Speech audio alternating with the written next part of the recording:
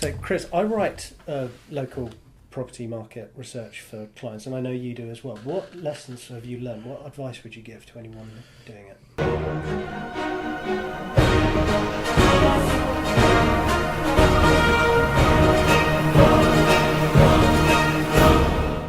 I think the important thing is it's got to be interesting and relevant to people who are either on the market now or, probably even more importantly, who are planning to put their house on the market in the next 12, 18, 36, 46, 100 months' time. I think the big one is talking about house prices. Whether house prices are going up, down, dropping, doesn't matter.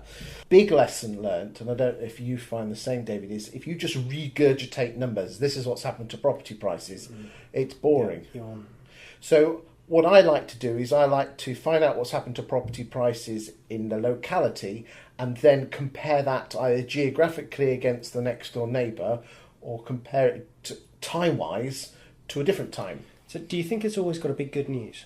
Has it always got to be good news? No. It's got to be truthful.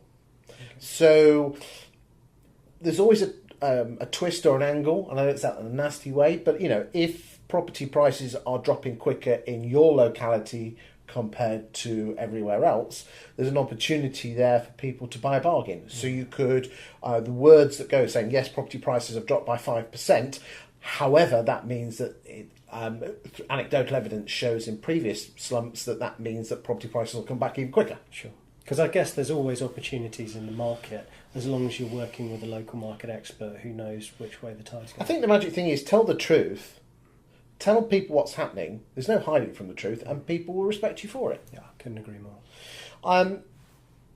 I think the important thing with property prices is to look at rents, look at yields, because again, that's a huge one on landlords, because landlords tend to be a little bit more, how can I say, Times readers, Economist readers, and you can be a little bit more heavier with your articles as opposed to more homeowners, which you are probably just a more, how can we say, Daily Mail in their outlook. So you can be a little bit harder and heavier with the landlords as opposed to the homeowners.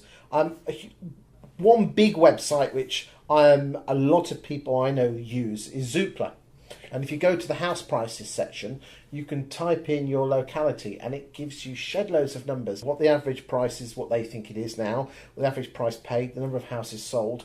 And then you can compare that with, as I said, you open up another window and compare that with another town or postcode, or you can change the time or even the type. So you can compare semis against detached. It works. It's interesting. And there's a lot of data out there, isn't there? But would you agree that the interpretation of it and associating that with what it means to the punter is the most important thing? I think a lot of estate agents worry that they're going to be misinterpreted and they don't want to be seen as fools. They don't want to be caught out. And I think it's all about just taking a step back and being sensible with your interpretation of the numbers. Being honest, telling people what you think, because we are estate agents, we are the gatekeepers of our industry.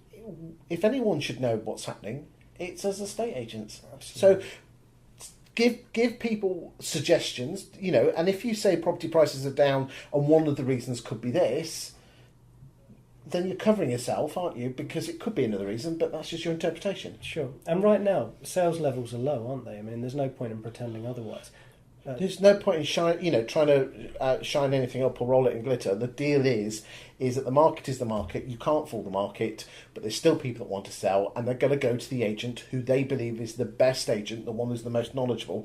And if you talk about the local property market by giving them facts and figures and stats, as opposed to saying, hi, we're an agent, come and use us, we're brilliant, then they're going to come and use the agent who's the most knowledgeable, aren't they? I think agents often aren't confident enough in themselves, and they do know the market inside out, and maybe they're just being a bit shy, whereas they've got all this local market intelligence and information, anecdotal and numbers based, because there's lots of publicly available. I mean, I don't know about you, I'm going to drop this one on you, but why don't we actually make an offer to UK estate agents here? I know both of us have an awful lot of clients who we write for, but are you game that we'll put both of our email addresses here, and if anyone wants to email a reply, yeah, sorry about this, mate. You didn't know this was coming, did you?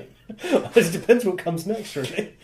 If people want to email in what they've written, and we can give honest feedback. Yeah, absolutely. Yeah, we'll put some. As long as you guys realise that we'll be honest with you, we won't be nasty, But you can either email David at this email address here, or me, or the pair of us, and we will critique it, and we will give positive feedback and constructive feedback. Yeah.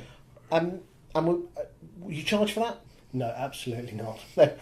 Not in this, I think. I think we should charge for it though, right? But honestly, guys, if you want to write your own stuff, we're here to help. Send it off. It's up to you. And as long as you don't mind our honest opinion, we'll take it from there. There you go. Okay. Cheers, mate. Deal.